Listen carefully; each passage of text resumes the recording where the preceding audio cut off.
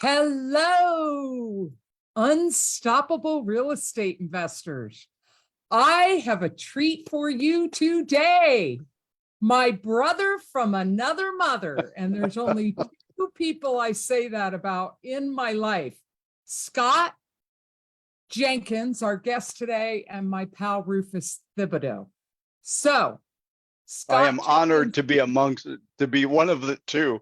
Yeah. You were my first brother from another mother, and then I have to get you and Rufus connected because he and I, his podcast was called Unstoppable REI before we met. And then when we met, we just were like, oh my God, you're speaking my words and thinking my thoughts. And he's just like, he's kind of co-leader of the group now. He's a cool guy. His big thing is copywriting for real estate investors and marketing. And important copy. Yeah, important. So I'm Rayana Starr, and I'm the host of the Unstoppable Real Estate Investor podcast. We come live every Wednesday and Friday at noon in my group, the Unstoppable Real Estate Investor.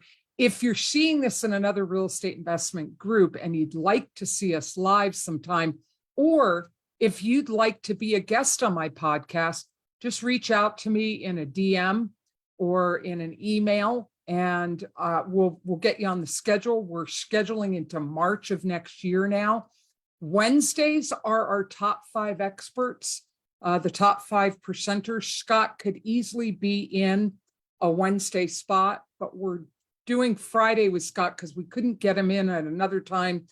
It's the member spotlight on Fridays, and he's been one of my coaching clients, and he's an active member in the group. So Scott could fit anywhere, and this was the best date for him.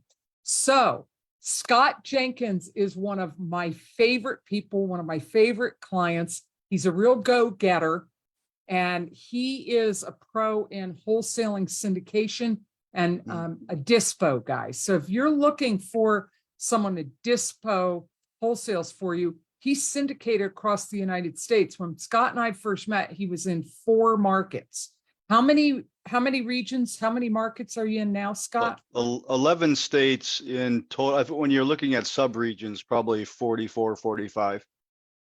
Yeah, so 11 states, but 44, 45 different areas. And within those states, yep. Within those states. But he's always open to adding more. And Scott is a really great guy to partner with. I have connected him with people. So if you're in an area that you want to develop a little better, Scott is a real skilled sales pro. In fact, Scott, give us a little bit about your background pre-real estate investing, and then we'll move into your experience as a real estate investor. What were you doing before? Because you got into real estate investing, what, a couple years ago? Like I think we met? Yeah, I think about 4 or 5 years ago, my wife and I joined Fortune Builders. That was the really first taste. You know, we were consumers prior to that and really had no idea of real estate investing. I mean, we were novices. So we got involved in Fortune Builders. That was an eye opener, getting into Fortune Builders. Let's say prior to that, my wife and I spent, our 25 plus years in corporate America. I was with the military, Marine Corps. Then I went to U.S. government and then spent 23 years in Europe working for Digital and Apple. In those roles, I was basically a security director, but corporate intelligence investigations. So my role, I guess my sales skills today came from working with internal clients and getting them to buy into programs that we wanted to do. Because in corporate America, you've got to get stakeholder buy-in. So you've got to have good arguments and you've got to be able to cost justify a program. So you learn early on, and I went to a lot of sales classes. My boss would send us all the sales classes. High level relationship building, consultative sales. Oh, absolutely. You're speaking with the European president, vice presidents, the C-suite, and you're explaining programs to them and the cost implications and the negative impact were we not to do it, and you're getting their buy-in. So you have to make a very strong argument for a program and get their buy-in. So there's funding coming from the corporate, the corporate side, and it's all bottom line driven. So instead of putting their money over here, why do you want them to put their money over here? So it's learning early on how to, do the programs and how to do those sales pitches and keep it short and listen. The key thing was listen, not talk, listen. So our boss would always send us to these high-level sales classes to get better and better and better. So I guess sales came from there. But then when my wife and I got into fortune builders, learning about everything that there's out there. I mean, from fix and flips to wholesaling to lease options to corporate syndication and on and on and on. I mean, we were blown away. So it took us a while to say, look, we got to take a step back. We need to go on an educational journey to, one, really understand what the heck all of this is, and then two, try to find where we fit. And I think, like many people getting into this industry in the beginning, we ran out there, charged it out there thinking we're going to do fix and flips and we're going to buy all these homes and flip them. Well, my wife will attest to the fact that I am not a DIY guy. I just am not. I think I'm allergic to picking up a friggin' hammer. So she's the DIY gal. So it was never in my heart to do a fix and flip. I think if we ever do fix and flips, it will be Casey doing them, because She'll be managing it. Yeah. Oh yeah, she'll be managing it, designing it. Yeah, she's the operations behind the scene analytical Oh yeah, one. yeah. And She keeps me on track, because I'm the dreamer. Right. Yeah. I did the Rocket Fuel, right? I mean, you read Rocket Fuel. I mean, there's so many good books, but Rocket Fuel, and you do the test in there to see who you are. I'm a visionary. I know I am. I'm the dreamer. This is where we're going, right? And sometimes I have a tendency of dreaming too far and leaping instead of climbing. So she's very good at reeling me back in, saying, okay, KPIs, let's stay on that. So, we can talk about KPIs. KPIs today, we live and die by them. But you have a tendency of wanting to go too fast. Yes. So cybersecurity type of things, security and sales at a high level, like, executive team level. And then you find fortune builders, you get the education. It's a real eye opener. Yeah.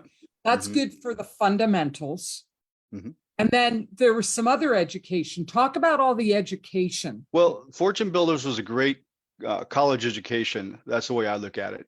You get a 4-year degree, and then you go out into the real world. And that's what, coming out of the boot camps and the classes, that's what the real world is all about. And so I went from there, and it was a struggle. I mean, beating your head against the wall and putting in offer after offer after offer and never getting accepted. So one night my wife was looking at YouTube and she came across Brent Daniels. And she said, "You've got to see this guy." And I watched that YouTube clip that she watched, and the light bulb just went off. And I thought, I can do this. I want to know more. Talk to people. Tell us what you resonated about with Brent. Well, first, I resonate with him. I mean, he's high energy. He's a people person. He loves talking to people. That fits who I am. And then watching, I mean, I devoured his YouTubes. I just devoured them. And I thought the key to success in this industry is talking to as many people as possible, putting out as many offers as possible, hence the quantity, and getting those accepted, and then turning around and selling those. So wholesaling, for me, that was the click, that was the light bulb. I've got to start doing this. So that's what I started doing. And then I think from Brent Daniels, where did you go with your education?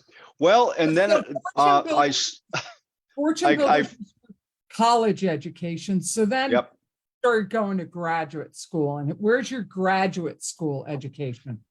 Graduate, it stayed with Brent. I still, I've done some classes with Brent. I've not done yet his one-on-one coaching. I will do that. That's on my bucket list. But I found with the wholesale hotline on Mondays, Jamil, and Pace.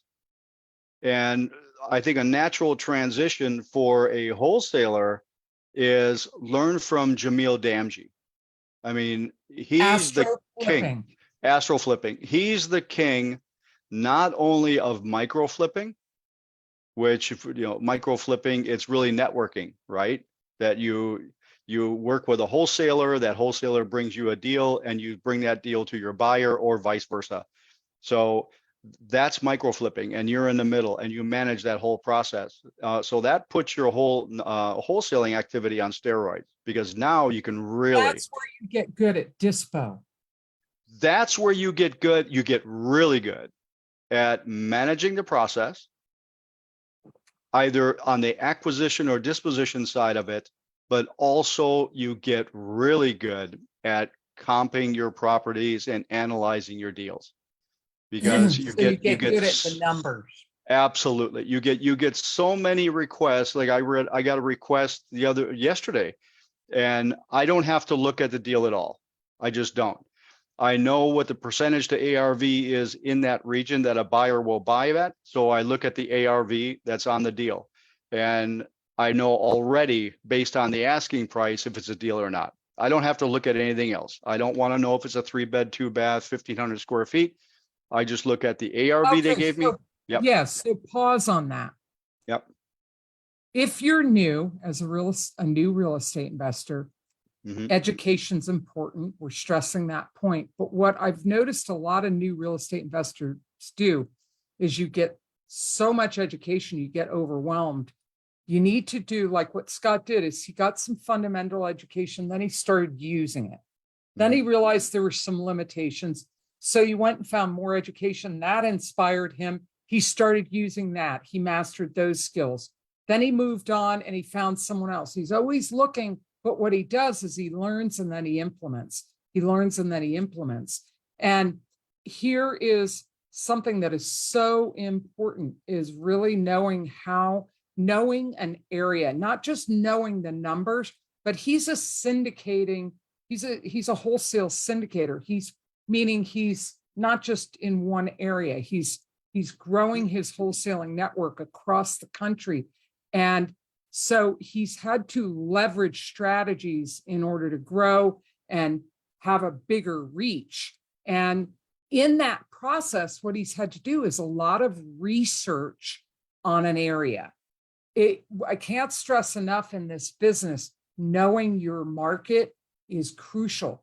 He's speaking from experience. He knows his market so well, he can just tell by the asking price whether there's meat on the bones, and that's even a deal to and consider. That's an ever shifting, right? That's an ever shifting.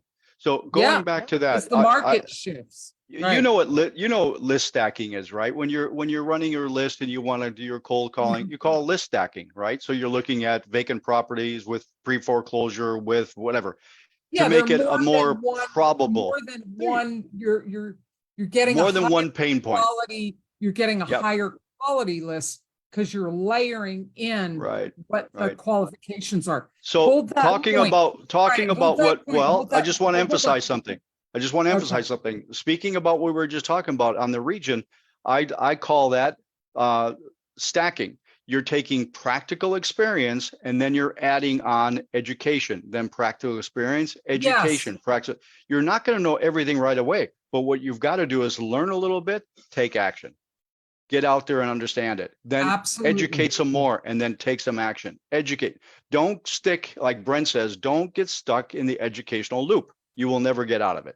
I know. And I say that my way of saying the same thing is, you don't need more education, you need more action. Yep. So I just want to say thanks for joining us, Rachel, Naomi Exo, Stefan Mainhart, Vicky Lombra, Tim Welting, Nanette Henry. Hey, Nanette, Robert Slimbach, and anybody else who's watching us. And if you're not watching us live and you're watching us in a replay in another group, just do a little hashtag replay in the comments. Let us know that you're watching. Give us a little feedback. This podcast is getting popular. I'm having people reach out to me. We're scheduled through March, but I'd like to know what you're getting from these podcasts. So please just show Scott some love in your comments, either if you're with us live or when you're in one of the other groups besides my own. Okay, Scott, go ahead and talk a little more about the education layering with experience. And so you first it was Brent Daniels, then it was Jamil Damji. And it still is Jamil. I learn a lot from him. Actually, he and I were exchanging messages yesterday. But now with sub 2 pace Morby, because what you find very quickly, especially a wholesaler, you're stuck in a certain category of seller buyer. Here, what you want to be able to do as a real estate professional or investor, you want to be able to provide as many solutions to the seller as you can. So now, of course, the initial conversation is based on cash, but depending on what the problem is, the pain is, the exit strategy for the seller and for you, now you're spinning it from a straight cash deal to a seller finance sub 2, a novation. You should be able to bring more solutions to the table to solve a seller problem than just straight cash. Because your buyers will also, the pool of buyers will largely increase as opposed to just fix and flippers. Well, in addition to just providing more solutions to the seller, for you, what's the benefit for you as the investor and the wholesaler? What does creative financing do for you? Oh, wow. I mean, it makes you competitive, right? It amplifies. You're not fighting over the same bone. You're not having a low ball. Talk a little more about that. Well, there's a myriad of positive aspects to that, right? Oh yeah, benefits, positive aspects. One, for people who do not understand creative, you become a hell of a resource for them. So I'm sorry to cuss. You become a great resource for them because they don't necessarily know how to negotiate those. I've got several right now. I'm helping the wholesaler negotiate creative deals with the seller. So that's a positive for me because now I become a resource to them and it generates revenue for me because now I'm involved in the deal and we're JVing on the deal. 2, it helps the seller because now we're able to offer that seller more than they probably would have got with a straight cash offer.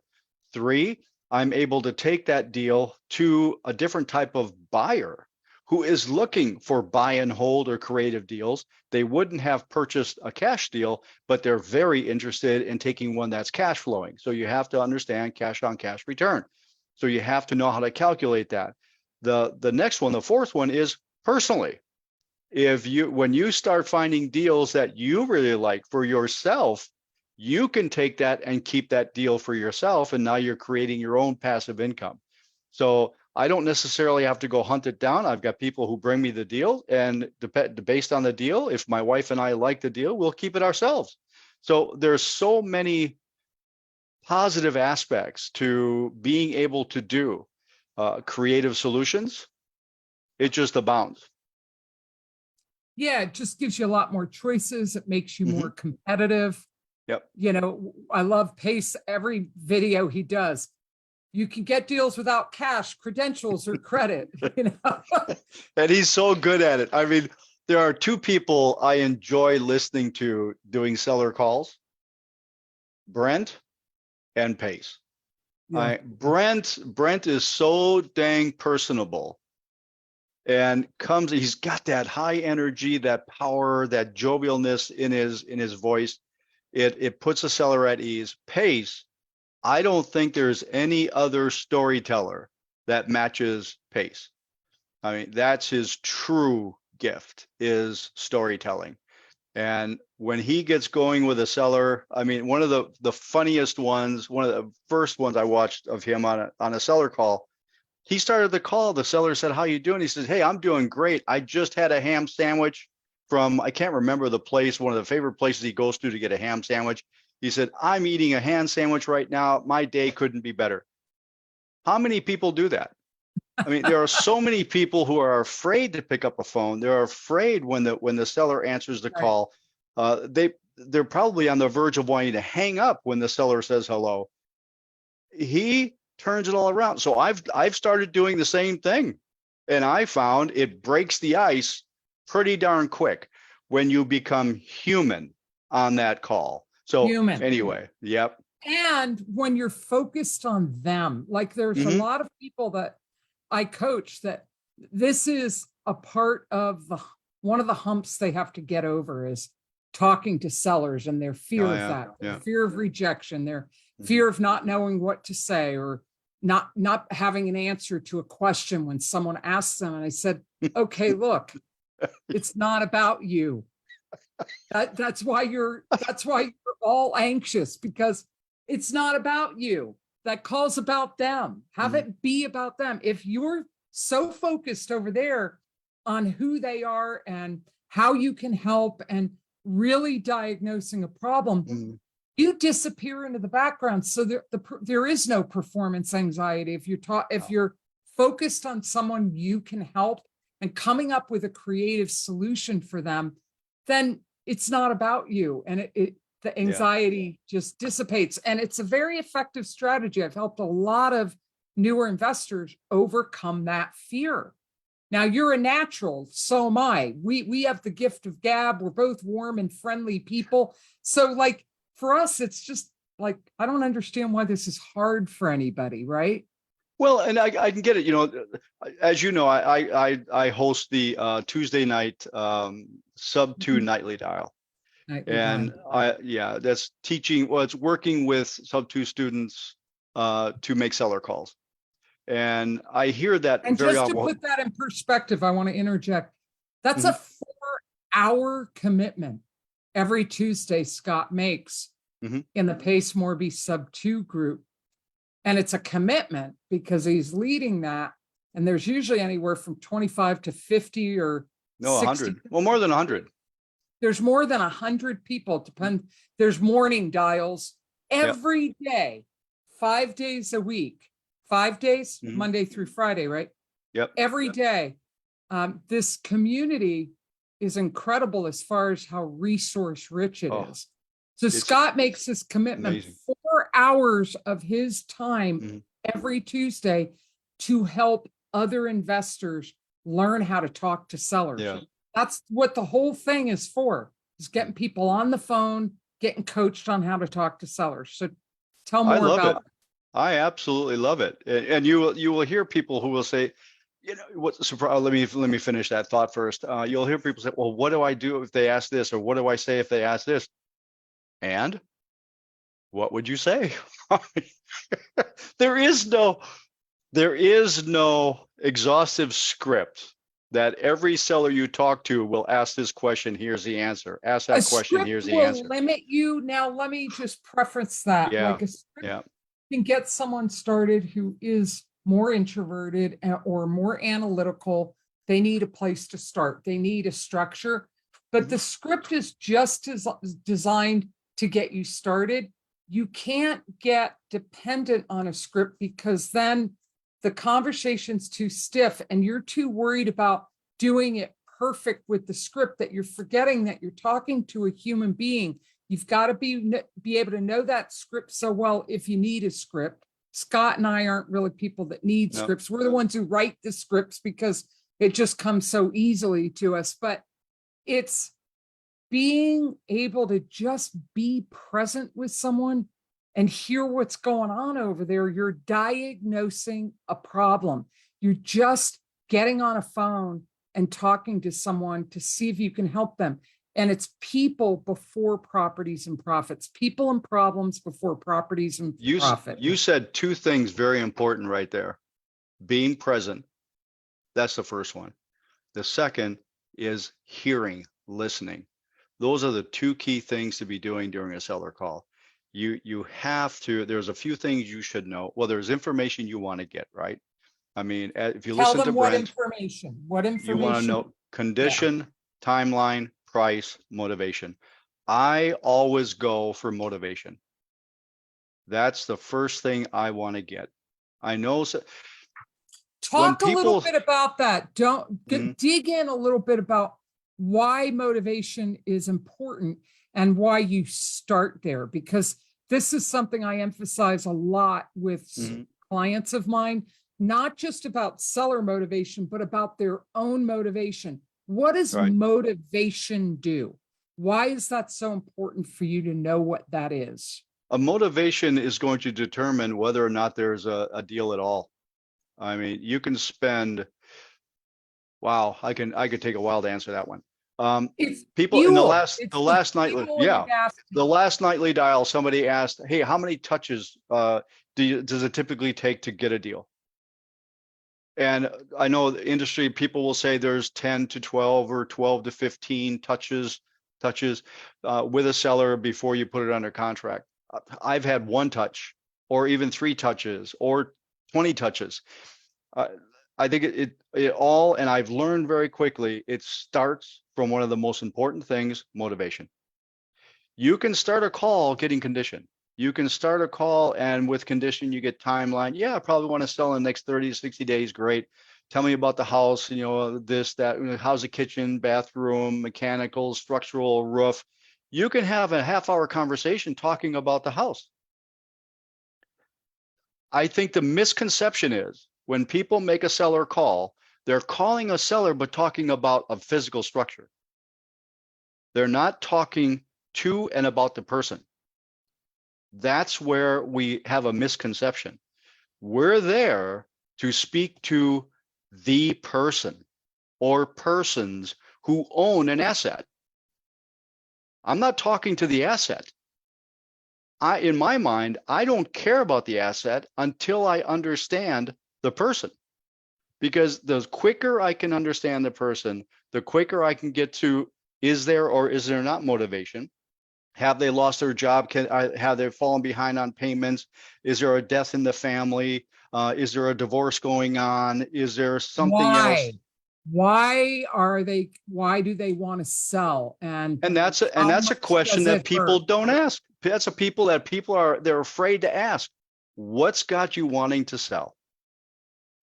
Always ask, and people ask yes and no questions, which is never do that. But people have a hesitation of coming right out and saying, what's got you thinking of selling, or what's got you wanting to sell that house? You've lived there for 20 years. You've lived there for 30 years. What now has you wanting to sell? I mean, I've had many conversations with seniors who will tell you the house is just way too big. It's 2-story or 2.5-story. It's 5-bedroom, 3.5 bath. It's 3,000 square feet. My wife and I are alone. The kids are gone. We just can't handle it anymore. We want to downsize. We want to move to the beach, and we want to spend. There's your motivation. That's a great motivator. They want to Now, get how rid do of the you house. use that? How do you use so motivation speaks to why? Yes. And you're wasting your time talking to sellers if they aren't motivated. Now, A what's condition motivated going to give seller me? Condition's going to give me the price. condition, and it's also going to, tell you condition is like, yeah, price compared to ARV. Yep. And then motivation is giving you timeline and hurt that, and you can use that Yep. why to nurture that relationship and help them take action. Correct. Yes. Yes. You get the Say more. motivation. If we use that scenario, they want to get out of that house. Okay, that's a real motivator. 2, timeline. All right. Hey, I mean, never fear backing away. Right, backing away is a very strong tool. But okay, why don't you just list it? List it with a realtor. I've got some great realtors I'll bring to, they'll meet with you and they can list it. No, we don't want to go through that. We don't want to spend money fixing up the house. We don't want to have people trooping through our house. We don't want to spend the time. You should know, again, going back to understanding your market, what's the average days on market? So that when they ask you, well, if I did list it, do you have an idea of what that looks like? Sure. Well, in your area, the average days on market for a house like yours is 90 days. To get it ready to list is probably going to take you 15, 20 if there's not repairs to be done. And then the realtor to list is probably going to take 30 days. So you're now looking at maybe 120, 150 days to get the house sold. Does that fit your timeline? They're going to tell you, no, we really want to do it quicker. We want to get out of here by the end of the year. All right. Oh, so in less than 30 days. Well, we're all cash. So if you want to close in 7 days, we can close in 7 days. We can get you out of there. So here you go. You're now having that conversation, and you're naturally getting the answers to your questions to help you put that deal together. Not to mention, you go in like Pace talks about strategy. Don't go in creative guns a-blazing when you start a No. conversation with the seller. You go in with, hey, we can make a cash offer, but then you start finding out what's going on. And that's where you can look at creative solutions that a lot of times they're not aware of. They're not aware that they could actually, there may be no equity in the house, and how can I sell without losing my shirt or it costing me anything? Correct. Yeah. Correct. So there's a lot of options for helping people. Let me ask you this, Scott, what you're wholesale syndicator and a dispo guy.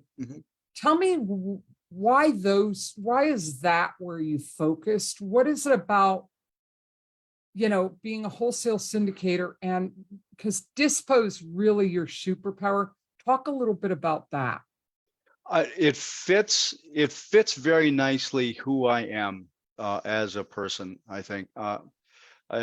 Because I've got that nerve, and you've helped me with this. I mean, bless your heart. You spent months reeling good old Scott in, right? Because Scott is the guy who never leaves anybody behind, and that comes from my past. Yeah, and he's from the got military. a hero complex. I certainly do. And I'm like, look, and it took me months, didn't it? Casey and I, months to get you like, look, Scott, you're going down with the ship. You can't be dragging everybody uphill and then no one's feeding you food or water and you're doing all the work. You've got to take care of your own business first before you're helping other people. And I don't know, you're probably the person I said this the most to. If you want to fly like eagles, don't hang out with turkeys. And you're only helping people that take action now. Correct. Or that you get paid to help in some way. Yes. So like absolutely. Absolutely. Well, and that's the whole model right now is a lot. I would say it's 80% JV, and 10-15% direct, because one, being that dispo agent, it allows me to mentor wholesalers, but those wholesalers who are effectively taking action. And if they're not, I can cut them off.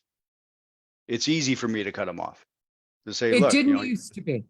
No, honestly, yeah. I realized when you started really getting into my head, I was realizing, no, I'm spending too much time with people not taking action, and it's draining me. So I have to be focused on us, but at the same time giving back, because I want to give back for those who gave to me, much like you. So I'm finding as a dispo agent, I'm now networking with more people who are seriously taking action, and they're learning. I tell them, when you send me a deal, this is what I need to have. If you don't give me this information, I'm not moving forward. So your deal is probably going to die on the vine. That's another thing you learned.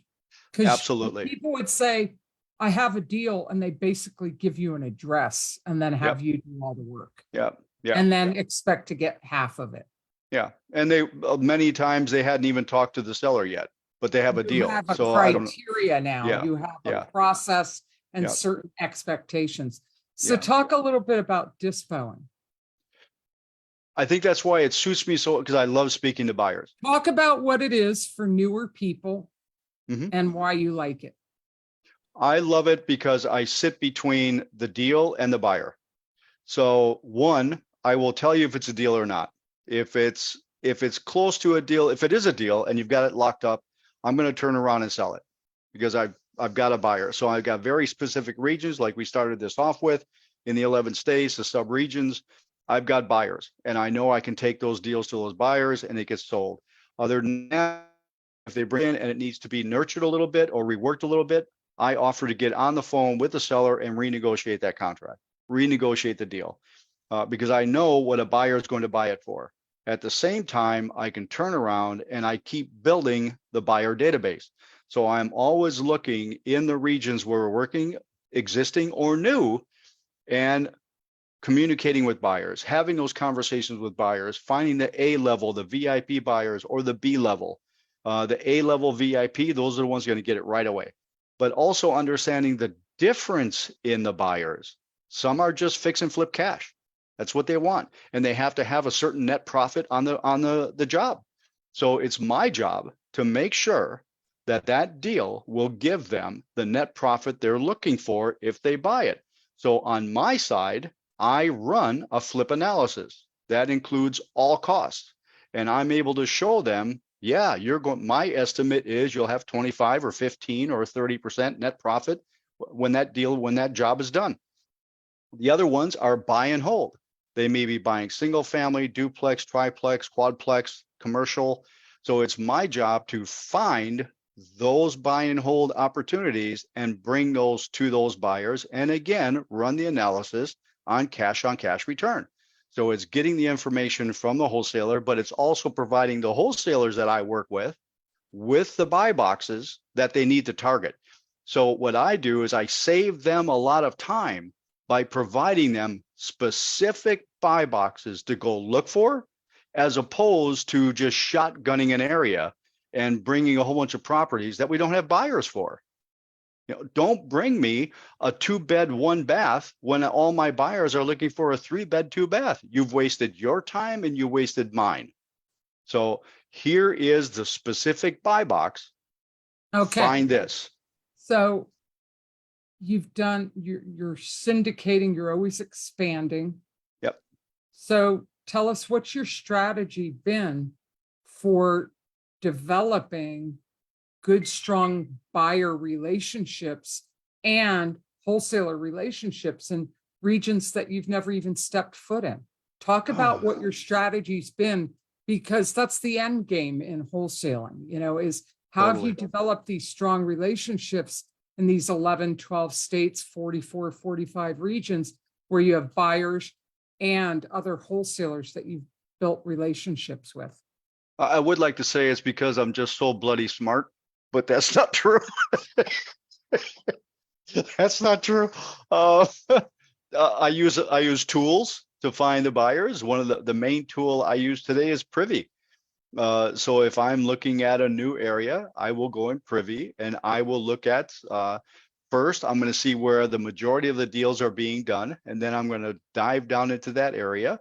I will do a Zillow market research to see what the change in that local market has been over the last 3 to 6 months. So I know going in if retail values have gone up or gone down and how much they've gone down, because the ARV of 3 months ago may not be the ARV of today. So you've got to know that. So, and then I will use Privy to see what deals have been done in that zip code or those zip codes. And I will look at who the buyer was, who did that flip, and then I'll call them. And I will have that conversation to say, hey, just looked at this flip you did. You just sold it. You sold it 2 weeks ago. Great job on that. I see you did, a higher level, rehab with granite countertops and crown molding, blah, blah, blah. Are you looking for new opportunities? If they say, well, not right now, great. Would you mind if I put you on my buyers list? Usually they're going to say, no, not at all. Okay, can you tell me a little bit? Is this the type of property that you buy? You already see it. You know it. So you've got the buy box and you just confirm it. Are you looking for 3 2s, 1,500 square feet in that zip code? Are there other zip codes? Where else are you buying? How quick can you close? Can you provide a proof of funds? How do you fund your deals? Is it hard money? That's it. And while they're answering my questions, your buyers, yep. I am adding it in Podio. That's it. So I try to keep it simple.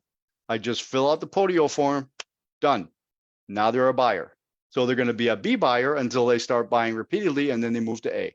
That's it. Okay. Very simple. What would you say, because you've only been in real estate investing for 2 or 3 years now, right? Yeah. A few years. What would you say has been your biggest challenge?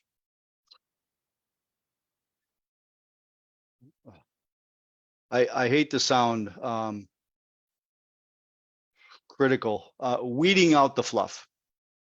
I'll put it that way, of understanding, who is really worthy of time and who is not. That's been one of my biggest challenges, because I love to help people. That's just who I am. That's in my heart. Other real estate investors? Yeah.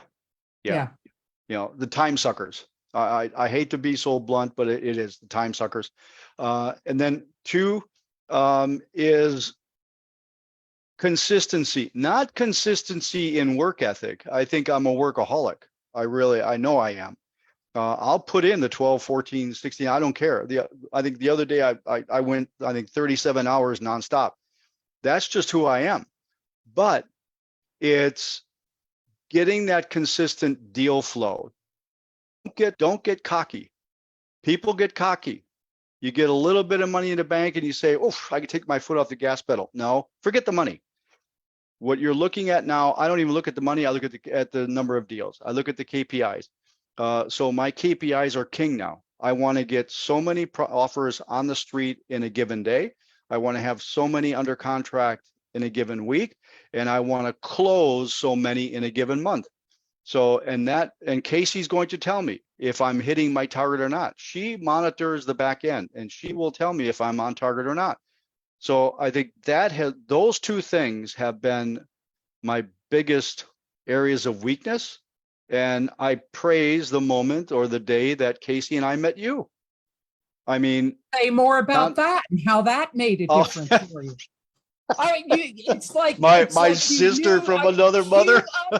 You up plug for coach. You asked me, how did the coaching help you guys? What are the building blocks to what we do? The biggest building blocks is effective coaching, right? I mean, you can't do it on your own.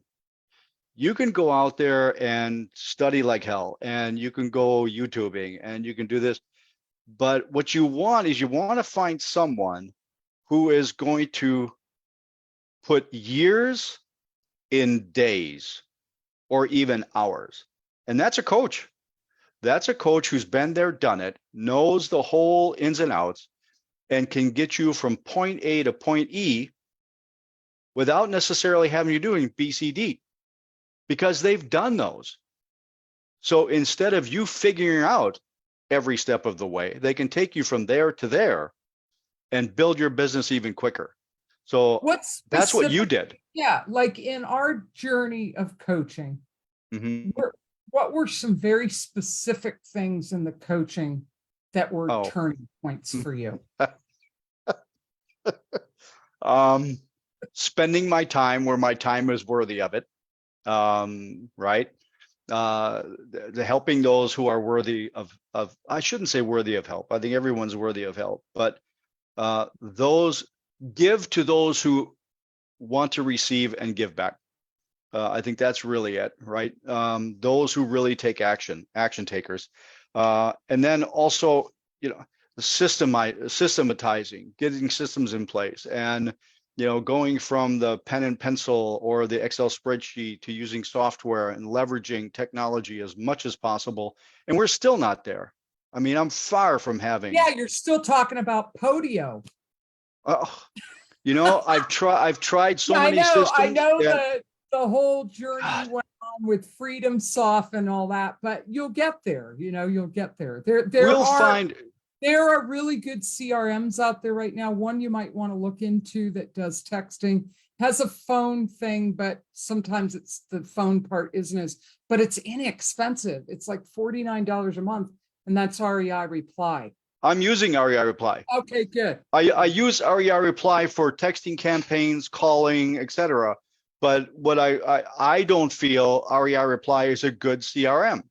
I mean, deal flow. Correct. Correct. I think it's not. Why you use Podio. Yep. That's why I still use Podio, to put my deals in Podio and track it and have all the information that's right there. But REI Reply, I mean, hands down, for texting campaigns, blasting out deals, it is phenomenal. And like for my outreach programs, or for buyers, staying in touch with buyers. I have set up campaigns for buyer outreach, touch 1, touch 2, touch 3, touch 4, and it just autopilot. And I mean, I think it's a 60-day or something like that campaign that goes over 7 months, and it just stays in touch with them.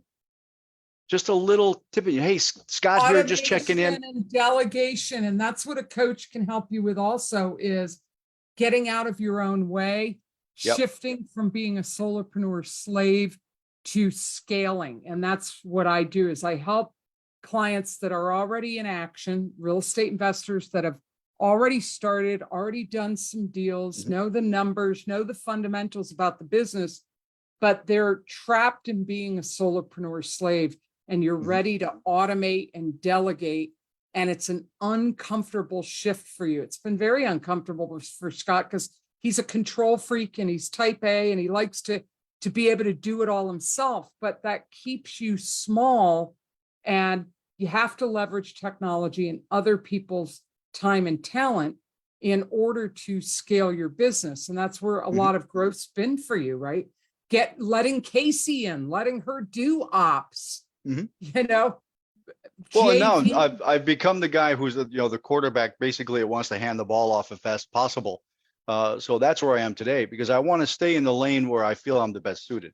And that's speaking with wholesalers, looking at deals, speaking with buyers, selling deals. That's where I'm best part suited. of the business you enjoy. Now, that's where his zone of genius is.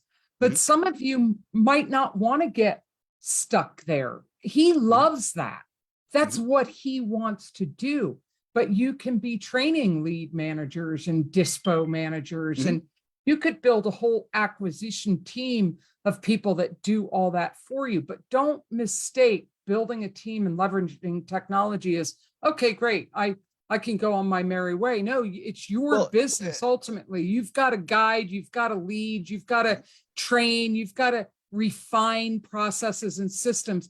But I'm going to say, hold that thought, Scott. Yep. If you're not getting deals on a regular basis, you're not closing at minimum 3 to 4 deals a month, then you're not doing enough marketing, or there's a skill you need to master, or there's a blind spot that you're not seeing. If you're expecting different results and you keep doing the same thing and it's going months and years and you're not getting deals, then you need a coach. You need to find a way to invest in yourself and get that process moving.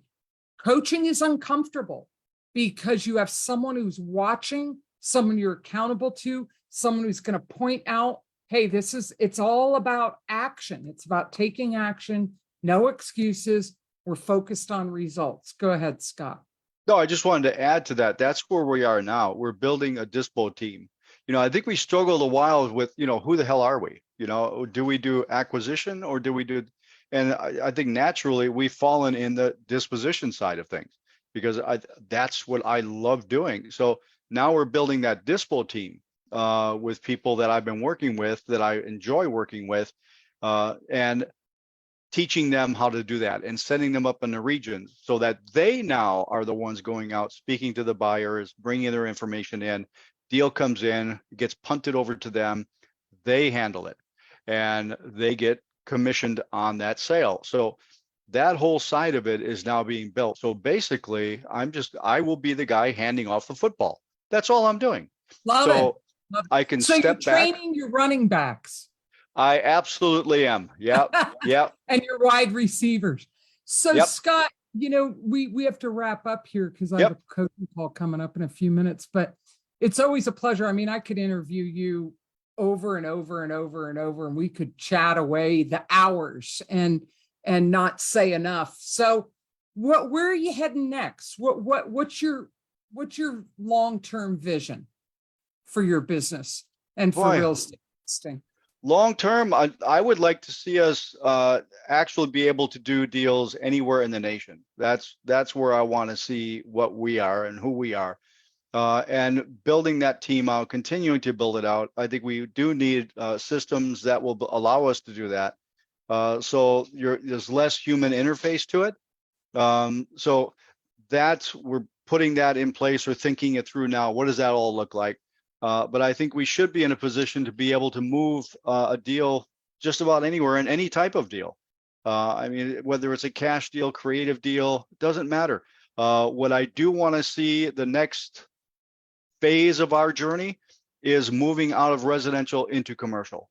I've told you before, what I want to do is be able to do a deal on a Trump Tower, whether it's a cash deal or a creative deal. That's what I want to start doing.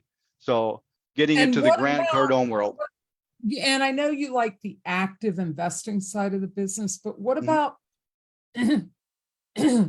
developing a passive income strategy? What's your hopes there to start acquiring rentals? Or, I mean, I know Yes. some investors that don't want to, they don't want to be landlords. What's your long-term goal there? No. We do want to do that in very given states. We want to do that. We want to start adding to our passive income portfolio. Absolutely. And we do have, well, at least a high level monthly passive income goal that we want to get to. We want to be to a position personally to position it. So the business has to be at such a point where that can happen. And then from a revenue perspective, personal earnings is having that cash flow so that we can do that. Love it. So in closing, before Mhm. we wrap up, what if you were to jump up on a rooftop and had a captive audience Mhm. and you could impart sage advice to them, what would your rooftop message be? Oh, sage advice. That's relying on the gray hair, right? The wisdom that comes. Anyway, God, don't be afraid to get coaching. I mean, belly up to the bar. Yes, it is an investment, but you're investing in yourself. And it's going to help you get to the next level even quicker. Don't be afraid that you're competing against no one else but yourself. And by not picking up that phone, by not underwriting that deal, by not speaking that seller, you're the only person who's losing is yourself. And be consistent every day. Try, if you can't master time blocking, write down your daily goals and what those KPIs are and hit them and be honest with yourself. Don't fudge it. Don't say I want to do 10, but at the end of the day, you scratch it out. Well, I'll just put 5 and make yourself feel good. No, hold yourself accountable. Put 10. And if you do 10 today, put 12 tomorrow. Try to be 1% better tomorrow than you were today. That's 2%. Keep going for it. That's 20%. Keep going for it. Keep raising. You mentioned that. Raise the bar. Raise the bar on wholesaling, but raise the bar on personal growth and business growth. Every day you should try to do more than you did yesterday. Simple as that. And when you Yeah. do that, you'll achieve it. Yeah. At the end of the day, at the end of the week, do you want to be proud of who you were that day or that Mhm. week? Mhm. Some of the best days of my life are the days I do a bunch of stuff I don't feel like, because it's called integrity. It's called accountability. You do it anyway. And Yep. we are a product of our habits and routines. So, Scott, I just adore you. I appreciate you taking time out of your busy, because he is like a marketing machine. This guy, all day long, all he's doing is on the phone talking to sellers. Mhm. So I want to thank you for taking time out of that. And I look forward to connecting with you again soon. And thanks for taking time to be with us today. Anything else you want to say before we send you off? If anybody wants to work with me, reach out. You can find me on Facebook. My phone number is right there. So you can call me. If you are a buyer and you are looking for deals, call me. I only bring deals that fit your buy box. You're not going to get bombarded with stuff that you don't want to see. So that's part of my commitment to any buyer, that they will get So what if they're you looking want to for. connect, yeah, if you want to connect with Scott, just tag him in the comments of Mhm. this post, even in other real estate groups where this isn't live, just tag Scott Jenkins and let him know, hey, buddy, we want to connect, or DM him on Facebook. Yep. Just send him a direct message on Facebook. Scott, thanks so much. I adore you and I look forward to our next I time. adore you. I really, really appreciated this. Thank you so much. It's always a pleasure being with you. My You sister too, from Scott. another mother. My brother from another mother. Have a good weekend. You Bye. too. Bye. I'll send you a copy of this Okay. recording. Thank you. Okay.